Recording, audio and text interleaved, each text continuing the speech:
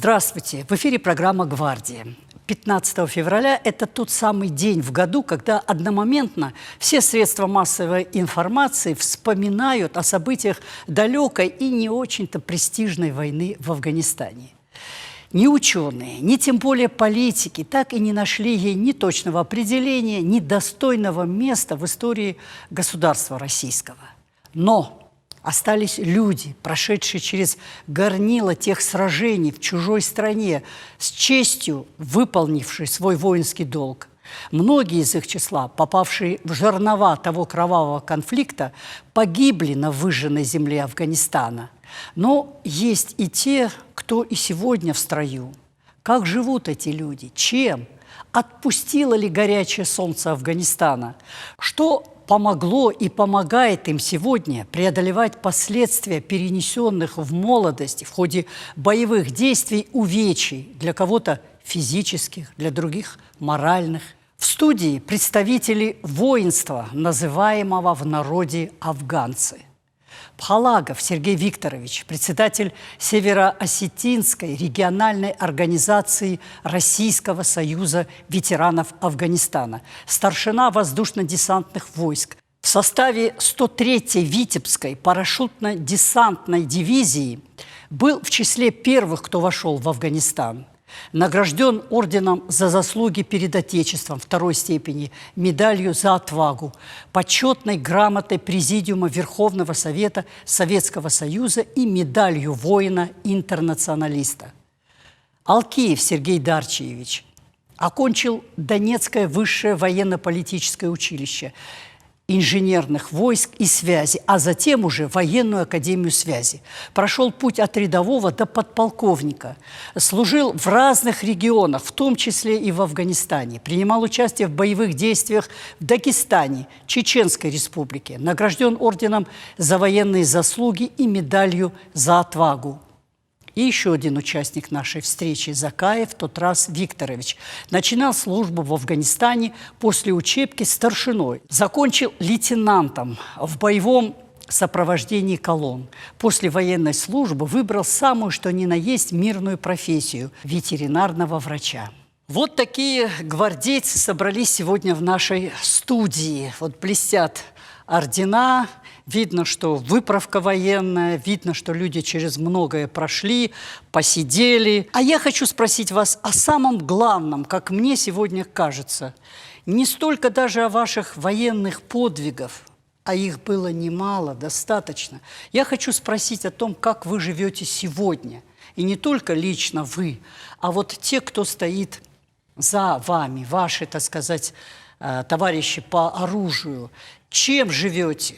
Как выживаете? Потому что времена наступают сложные. Они, по-моему, никогда легкими и не были, но сегодня как-то все это особенно осложнилось. Вот это понятие, которое кто-то пустил на ветер, сказав, что мы вас туда не посылали, оно продолжает вот давить на психику. Не изменилось ли отношение государства к вам?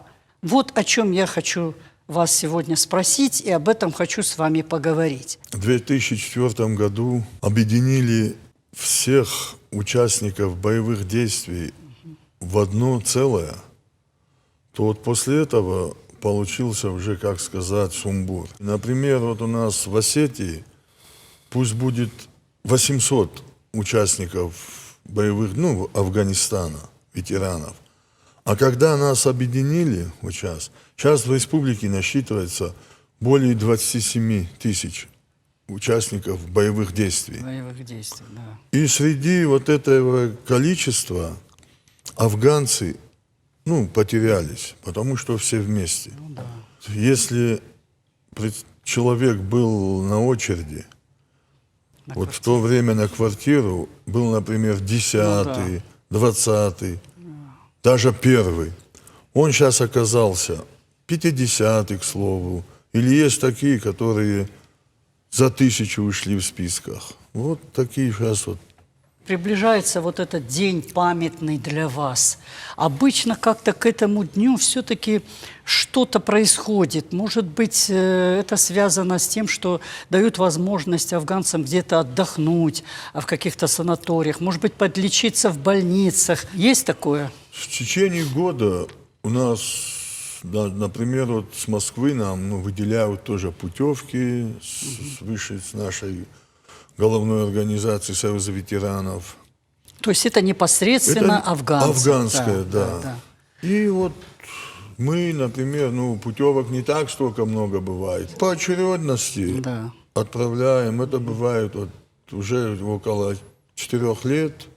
Отправляем в Крым. Вот в этом году было 8 путевок тоже нуждающихся, таких, как вот были у нас Харченко, вот такие, отправили, полечились, довольны остались. Да. Сергей Дарчевич, Да. а ваша точка зрения вот на такое положение дел, какие-то перспективы в этом направлении вы видите? Как сделать, чтобы этим людям, оказать компенсацию, чтобы они получили я вас понял. и материальную в том числе, и моральную, что тоже немаловажно? У нас 850 афганцев на учете по республике. Из них 215 – это инвалиды.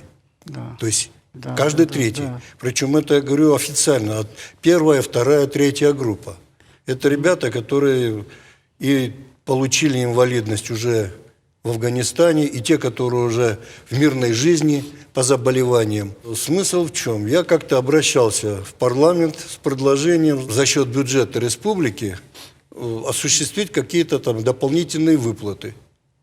Даже на свой, говорится, интерес взял, разработал проект закона.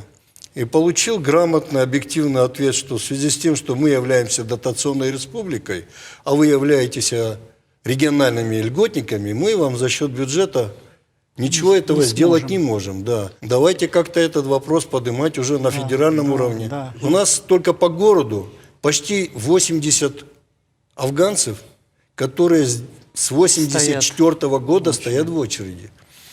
У меня до сих пор остались еще списки, которые были напечатаны на пишущей машинке, со старыми адресами, где когда-то они становились в очередь. Это больной вопрос. Второй больной вопрос – это у нас санаторно-курортное лечение. Вот Сергей Викторович сказал, что через РСВА отправляются в Крым. У нас есть свой центр восстановительной терапии, реабилитационной, в Подмосковье имени Михаила Лиходея, именно для воинов-интернационалистов. Естественно, в первую очередь я старался туда направлять наших инвалидов. Тоже в прошлом году, в 2020, у нас всего поехало 8 человек с семьями. Это очень мало. У нас было время, когда мы по 60, по 70 человек отправляли. Вот из-за вот этих пандемии, так сказать, люди боятся ехать, потому что большие контакты обширные. Мы, говорит, лучше посидим дома. Плюс через фонд социального страхования республики вопрос решается, но очень-очень медленно и мало. Почему? Потому что мы разговаривали с председателем нашим, Залина Гацировна, она говорит, очень мало у нас путевок. А у меня нету такого отделения, что вот вы инвалиды, вас, афганцы в первую очередь, а простые инвалиды во вторую очередь. Вы для меня все инвалиды. Да. Надо, конечно, продолжать как-то вот двигаться, надо объединять свои усилия и, конечно, надо свои интересы защищать. Понятно, что трудно живется. Вот ушедший год, он вообще был очень тяжелый. Очень тяжелый, Посмотрите, сколько людей мы потеряли и каких людей. Вот даже среди вас тот же самый Сабанов, да, тот же самый Зинков. У нас 8 афганцев в прошлом году скончалось по республике. 8. И не только из-за пандемии. Понятно. У кого-то там, извините, сердечная недостаточность, обширный инфаркт. У афганцев хватает оснований для этого. А в основном из-за переживаний, из-за нервных потрясений, из-за невозможности решить свои проблемы. Решить свои семейные, бытовые проблемы. Я назвала 2 фамилии Сабанов и Зинков. Да? Я хочу, чтобы мы их вспомнили. У нас есть запись. А что это были за люди? Сейчас посмотрим и дальше продолжим разговор. Сабанов Батрас родился 19 сентября 1959 года. Старший прапорщик-техник войсковой разведки, рискуя жизнью, сопровождая личный состав, грузы и боеприпасы. Участвовал в боевых действиях, имеет боевые награды, медали за отвагу и мужество, медаль воина-интернационалиста от благодарного афганского народа. Когда вспоминаете Афганистан, о чем в первую очередь думаете? О ребятах, которые там остались, о ребятах, которые вернулись, о дружбе, каково там было, как жили. Леонид Григорьевич, заместитель председателя Совета ветеранов РСО «Алания» и ответственный секретарь, боевой офицер, прошедший Афганистан, полковник в отставке. Награжден орденом Красной Звезды, Афганским орденом Красного Знамени, боевыми медалями и медалью во славу Осетии.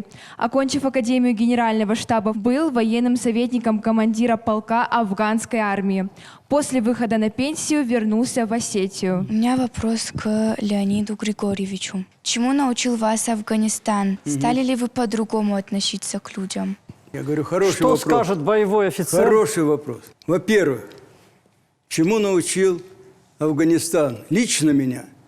Это смотреть прагматичнее более на жизнь и на свои действия. Потому что, схватив шашку и рубанув один раз, ты можешь такое натворить. Поэтому необходимо обдумать какое-то решение, как оно будет влиять, и потом его принимать. Ну а потом неуклонно его выполнять. Ну а к людям, естественно, мягкость появилась. Мягкость. Потому что человек в такой обстановке, в боевой, он всегда взвинчен, естественно. А потом, когда все это проходит, все это уходит, нужно, конечно, к людям относиться более мягко. Все-таки это день памятный. Хотите, не хотите, вы обращаете свой взор в прошлое.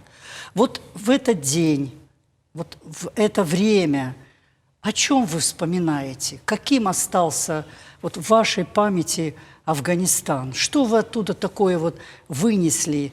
Ну, не только со знаком минус, наверное, какие-то плюсы были это в плане этой дружбы, товарищества вот этого военного. Вот хочу, чтобы вы об этом вспомнили и вспомнили людей, которые были когда-то рядом с вами. Может быть, их уже сегодня нет. Вынесли что? Молодые, считай, дети, ребята, 18-летние, попадали в эту обстановку, попали. Там как вот? Все держались как будто вот одно целое. Вот там человек почувствовал, что такое и друг. Вот, например, со мной, кто были отсюда, наши ребята, но из них нету, Царство Небесное, нету уже Гены Амбалова, нету, который вот непосредственно со мной был. Например, такой случай был, что мы попали в засаду, то есть он нас там, обстрелял. Понятно. Бой развязался. Да. И когда мы на базу прибыли, он навстречу и плачет. Я говорю, что такое? Неужели, говорит, живой бы? Ваши воспоминания. Воспоминания, что 18-19-летнего пацана, который, как говорится, прилетел в Афганистан, и все дико, все ново. Единственное, что про Афган знали мы, это что? Это по книгам. По истории, по географии, то, что там это было первое государство, которое признало Советскую Россию. И тут попадаешь в Средневековье. Буквально через неделю первый секрет, первый дозор, не знаешь, что делать. Глаза, как говорится, по олимпийскому рублю, как мы говорили. А по-другому никак не назовешь. Рука постоянно на курке автомата, потому что не знаешь. С какой стороны за неделю, прилетит? За неделю, как сказать. Сейчас можно сказать, что настращали, а тогда говорили, мы вас инструктируем, мы вас предупреждаем, не дай бог. И вот так вот.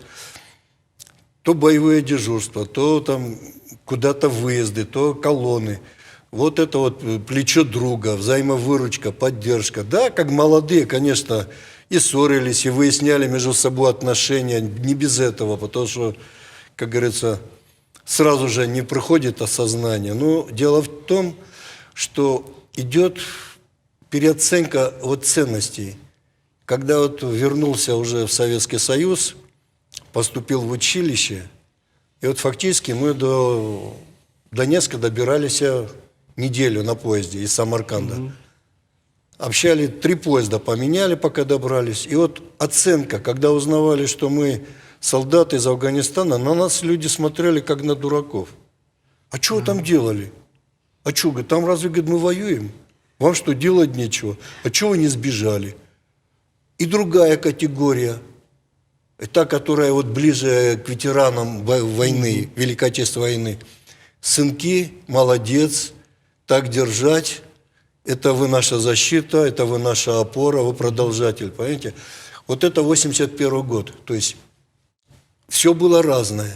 Ну да. Разные оценки. Если учесть, что в 81 году еще практически не было никакой информации Ну, о конечно, службе в да. Афганистане. Вы прошли Афганистан. То есть вы уже поняли, что такое жизнь и смерть. Тем не менее, вы выбираете профессию военного. Вот да. почему?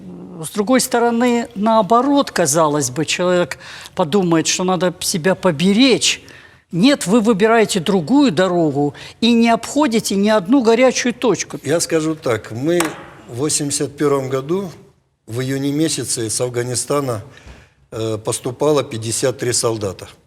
Мы приехали в Самарканд на учебные сборы. С Афганистана было 53 человека, а поступило 36. Остальные отсеялись по неуспеваемости, по нарушению воинской дисциплины, и за это отчисляли. И вот все 36 человек, насколько я знаю, мы все в разные училища, но закончили. Я просто осознал для себя, что надо в жизни выбрать конкретную профессию, которая тебе по душе. Вот я ее и выбрал. Хочу вас спросить, а что у вас в памяти об Афганистане осталось? Дело в том, что уже закончив учебный полк в Ашхабаде, Кишинский полк, нас готовили очень хорошо. Мне 23 года уже было. Но уйдя туда, мы были уже совершенно другими людьми. Совершенно. Я не говорю, там возмужали, мы были к этому готовы, но понятие братства, понятие долга, мы ради этого. Вот учебное подразделение из этих 12 человек, что 3 человека могли остаться в учебке, они не остались. Стыдно было. Понимаете, вот какой был, нас так воспитали. Да. Как можно забыть, вот меня сменил Коля Стрельцов с Краснодара, он погиб под Гератом, летчиком. Как можно забыть? Нельзя забыть и отношения офицеров. Очень хорошо к нам относились, понимаете, по-отцовски. Это тоже нельзя забыть. Может, мы того заслуживали. От офицера многое зависит. Конечно. Вы, как офицер, сами это понимаете. Зависела Да, практически Защита. вся жизнь Да. любого подчиненного. И говорили, я перебью, извините, говорили так, он сейчас взводный придет, он все знает, он все расскажет. Хотя многие офицеры с нами советовались, с солдатами. Как можно забыть, допустим, до 101-го полка, это известный полк, там и герой Неверов, и Пугачев, там много раз, 120 километров нужно было ходить, ездить вернее. Это за день туда-обратно. И ты идешь с водителем, как можно все это забыть, это же не трасса, где ты проскочил. Хороший водитель был, Лойд Раваня, как можно все это забыть. Отношения это обязывает. Я очень... Чувство гордости у меня было, когда я стал у почетного знамени штаба дивизии. Там и 9 мая было, и провинция Герат губернаторство. И я это тоже помню, это тоже обязывает. Конечно. Тоже хорошие воспоминания. Но я хочу сказать о другом. Люди, которые оттуда ушли, вернулись, которые свои жизни здесь отдали в 1992 году, мы почему-то о них забываем. Ушел с одной войны, и здесь тебя настигла смерть. У себя, на родине, дома. Да. Есть люди, вот только Васлан, наш сосед, младшая дочка даже отца не знает, не знала, несколько месяцев ей было, понимаете? Да. Мы тоже должны о них помнить. Это нельзя забыть. Это самые лучшие годы. Мы их там оставили. И мы не жалуемся. Все болеют, поверьте мне. Все эти заболевания, мы даже не жалуемся, не говорим, но мы это переносили, зная, что мы выполняем ради Родины. Вот такое чувство у нас было. Я хочу вспомнить еще одного человека, Руслана Александровича Бедоева. Он вот в прошлом году тоже ушел, он был воином-интернационалистом. В Афганистане он не был, В Алжире а был. он был в Йемене, был в Египте. То есть это был боевой генерал. Вот тоже один фрагмент посмотрим, как вы возлагаете цветы к памятнику погибшим воинам-интернационалистам. И дальше вот продолжим наш разговор. Святой долг солдата – встать на защиту Отечества. И не только, когда вероломный враг переступил границу страны, но и протянуть руку помощи дружественным народам. Так было в Афганистане. Кому и зачем была нужна эта явно затянувшаяся война? Ответов на эти вопросы пока еще нет. Но приказы не обсуждают, их выполняют, порой ценой жизни.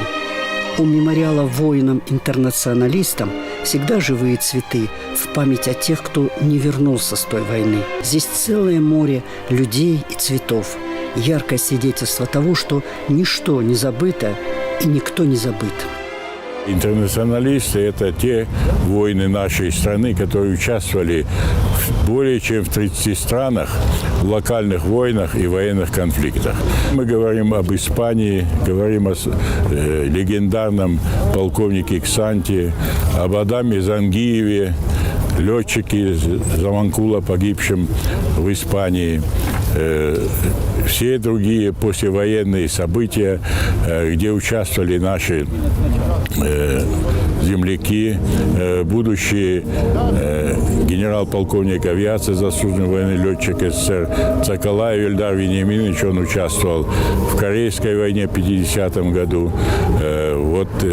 Затем был Египет, другие события в Йемене, мне тоже пришлось участвовать. Когда мы говорим о сегодняшних войнах-интернационалистах, конечно, мы говорим о Сирии. Вот в Сирии погиб, привезли на родину, хоронили майора Александра Зангиева. Мы вспоминаем стихотворение Михаила Светлова «Гренада». Вот там такие слова: «Я хату покинул, пошел воевать, чтоб землю в Гренаде крестьянам отдать». Вот этот дух наш, идти кому-то на помощь, кого-то защищать, слабого защищать, в нас неистребим. 15 февраля, как обычно, вот предыдущие годы тоже Все собираетесь. собираются, маленький митинг, возложение цветов, что на сквере в Афганском, что на Риданте, где погибли в 92-м году наши афганцы, наши ребята, и на Аллее Славы то же самое возложение. Ну, если в этом году Бог даст, вот с этой пандемией, то будет, как обычно, и полевая кухня. Наградим ребят грамотами, кто вот активное участие принимает. Вот. А так особо больших и широких мероприятий не будет. Понятно, ну вот пригласим телевидение, чтобы это все осветило. Зафиксировать. Ну, конечно. Для истории. И для истории, и для каждого из нас.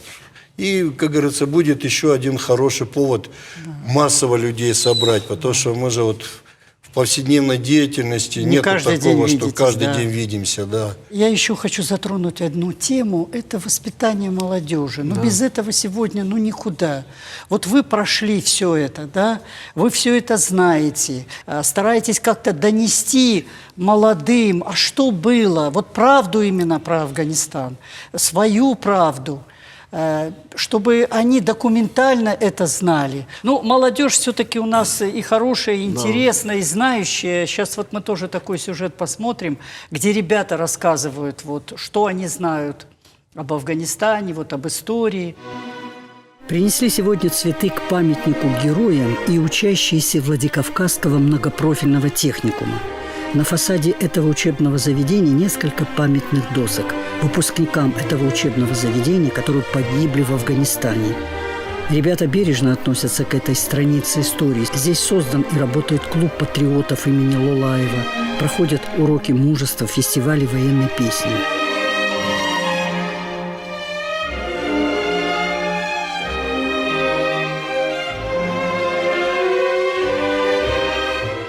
Сегодня мы хотим рассказать о наших выпускниках, о наших героях, о ребятах, которые героически погибли в Афганистане. Дьяков Виталий, многопрофильный Владикавказский техникум. Я хочу рассказать о Казбеке Тимирове, о его подвиге и как он погиб. Казбек Тимиров родился 3 июня 1962 года в селе Дурдур Тигорского района. С отличием закончил профессиональное училище номер 7, на тот момент города Орджоникидзе. И 11 октября 1980 года был призван в вооруженные силы Советского Союза. С апреля 1981 года начались новые испытания жизни молодого солдата. Он был направлен для выполнения интернационального долга в Республику Афганистан. Старший сержант, санитарный инструктор, он не раз принимал участие в боевых операциях. Всего на счету нашего земляка 6 боевых операций. Всех ему сопутствовала удача. Но судьба непредсказуема. И 3 ноября 1982 года колонна из машин передвигалась через туннель Саланг. В результате диверсии образовалась пробка из боевых машин, двигатели которых интенсивно выделяли выхлопные газы. Казбек находился же в машине с медицинскими работниками, которая не успела въехать в туннель. Но он точно знал, что делал, и начал утаскивать людей из загазованного туннеля. Казбек вытащил командира, потерявшего сознание, еще несколько военнослужащих. Спасая своих сослуживцев, он и сам остался навечно там. За этот подвиг Казбек Тимиров был награжден орденом Красной Звезды посмертно. Меня зовут Бичкаев Валико. Хочу вам рассказать про Азамата Дашиева, младшего сержанта, механика-водителя танка. Родился он 17 октября 1961 года. Закончил техническое училище номер 9 и в Вооруженные силы СССР был призван в 1980 году. С ноября 1980 года он находился в Афганистане. 16 апреля 1981 года в ходе боя его танк был подбит и загорелся. Раненый Азамат вылез из танка и продолжил бой, отстреливаясь, но, увы, второе ранение оказалось для него смертельным. Посмертно он был награжден орденом Красной Звезды и похоронен в родном селе Лискен. Тимур Салагаев, Владикавказский многопрофильный техникум. Хочу рассказать о Льве Тидееве. Младший сержант Лев Тидеев родился 19 марта 1968 года в селении Камбелеевское. Окончил профессиональное училище номер 9. За отличную учебу был направлен в Волгоградский индустриально-педагогический техникум. В ноябре 1986 года призван в Вооруженные силы СССР. В мае 1987 года направлен в Республику Афганистан. 19 июля, возвращаясь в пункт дислокации, мотострелковая рота, в составе которой находился Лев Тидеев, была обстреляна мятежниками из безоткатных орудий, гранатометов и стрелкового оружия. Лев Тидеев дал команду к занятию БМП удобных позиций для отражения огня противника. Умело командуя огнем вооружения, Лев Тидеев уничтожил 2 огневые точки противника. В ходе ожесточенных боев наши войска потеряли 36 военнослужащих. Среди них Лев Тидеев. За мужество и проявленный героизм Лев Тидеев награжден орденом Красной Звезды посмертно. Вот уже к финалу программа подходит. Какие у вас пожелания к товарищам по оружию? Какие у вас слова найдутся для того, чтобы вот и поддержать и себя, и их в этой непростой жизни? Мы, когда общаемся с друзьями, первые спрашиваем, как здоровье? Да. И поверьте, каждый где-то старается работать, хотя бы в охране как-то. Ну, хочется жить, может быть, в достатке как-то. Да, вот да. это первое. Вот в Вологде хороший друг у меня, Квасников Вадим. Созваниваемся, где вот как братья жили. Я, говорит, же не рассказываю, она не верит, что вы так жили. Не верит, говорит. Ну, а пожелания какие? Все-таки мы какую-то часть жизни прошли уже, у нас есть какой-то опыт и жизненный. Мы стремимся, мы хотим дать молодежи, потому что молодежь – это наш завтрашний день. Да. Мы говорим на фидан, на шомбон. И наша задача, как мы подготовим, вот такое у нас и будет будущее. Первым долгом я хочу пожелать ребятам, сослуживцам, ребятам, которые прошли эту войну, здоровья. А здоровье будет тогда, когда человек будет меньше думать, как прожить, как сегодняшний день, чтобы прошел. Желаю всем здоровья и чтобы все были в достатке. И чтобы на нас тоже чуть обратили внимание. Да. Обратили Вот. внимание. Понятно. Если можно, еще одно Да. пожелание. Есть у нас комитет по делам ветеранов и инвалидов. Уважаемые руководители, пожалуйста, составьте хороший план адресной помощи не только нам, инвалидам, афганцам, а вообще по республике. Чтобы это все было целевая адресная помощь, и всегда люди будут вам благодарны, всегда будут вас поддерживать и всегда, как говорится, будут на вас молиться. Понятно. Вот такое пожелание в конце нашей передачи. Ну, а я хочу вам пожелать только одно. Пусть ваша вера в справедливость, в добро никогда вас не покидает. И, конечно же, здоровье, здоровье и здоровье. Никто моложе не становится. Да. До новых встреч. Я думаю, что мы еще не раз увидимся. Нам есть о чем поговорить. Ну и я обращаюсь к телезрителям. Спасибо за внимание. Всего вам доброго и до новых встреч.